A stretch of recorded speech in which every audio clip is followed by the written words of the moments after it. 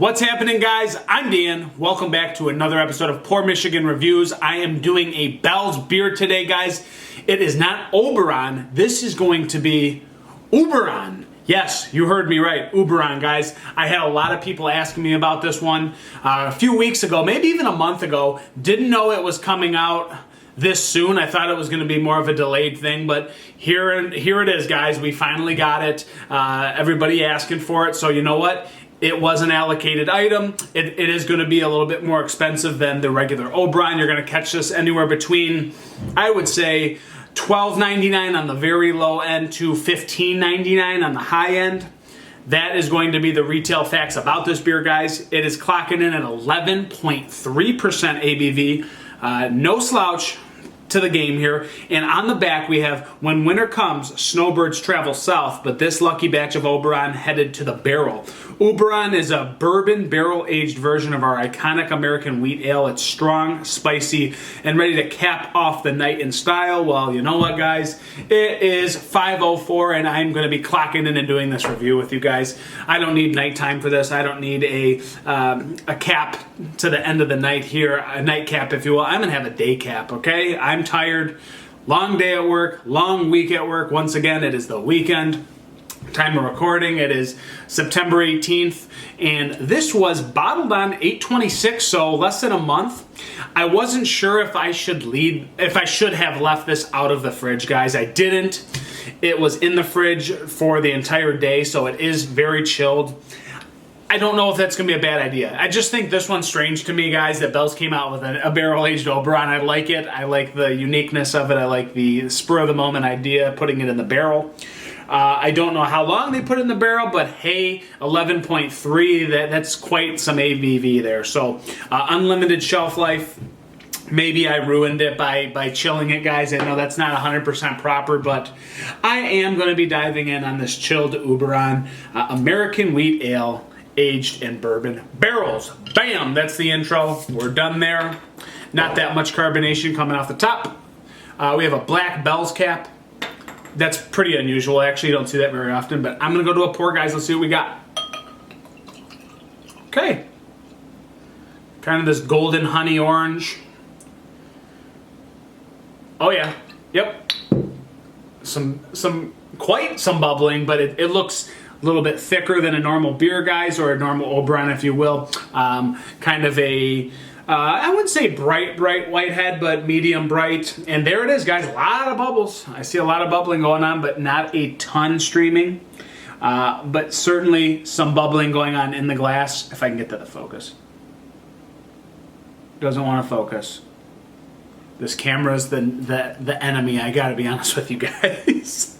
So anyways, natural lighting, that crisp orangey, honey orange, if you will, guys. Nothing too crazy about it. Looks a little bit, no, it looks proper. Looks proper to you guys. I think that's what I'm getting in the natural sunlight through the window. That bubbling did dissipate on the top, just kind of a little layer sitting over the top now. Let's go to an aroma, guys. Don't want to make this video too long. Yep, that's Oberon. That's Oberon with some oakiness.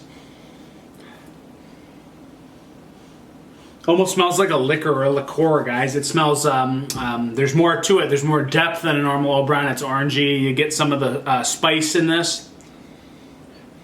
Can definitely tell there's like some kind of like vanilla barrel kind of thing playing in here in a way. Don't know if vanilla's a thing in this, but maybe that's part of the barrel. It must be, because I'm getting this oaky, woody kind of vanilla barrel charred thing on this, on top of your normal spiced, clovey Oberon, if you will.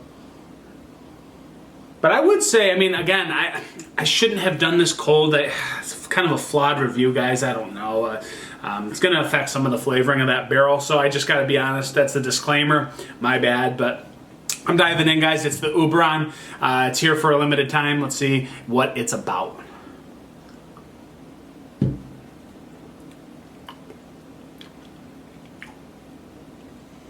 Some warming going down. Definitely a thicker body to this beer, but in a way, still pretty easy the way it just went down, guys. There is some kind of vanilla smoothing agent that I do think is attributed to a barrel. Don't quote me on that, but I am getting that kind of quality with the woody kind of charred barrel thing in there.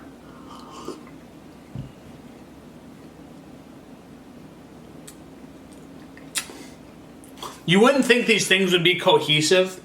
Oberon being what it is, guys. Does it need to be in a barrel? No. But I like that this is playing together. Kind of the spices on the Oberon, you know, that it already has, that being kind of that wheat, Belgian-y kind of beer. It's not really the Belgian kind of quality or the Hefeweizen, if you will. It is definitely just a normal standard wheat beer for the most part, but it has some of those qualities of a Belgian kind of Hefeweizen on a small degree, and kind of coupled with the barrel, you're getting some of that heat and that warmth and some of those extra flavors that are deep in that barrel, guys, kind of playing together with the normal Oberon kind of spices and wheatiness. And for some reason, guys, I wouldn't think this goes together, but it kind of does. It kind of makes for a nice marriage together in this bottle. I did not think that would be a possible outcome, to be honest with you guys.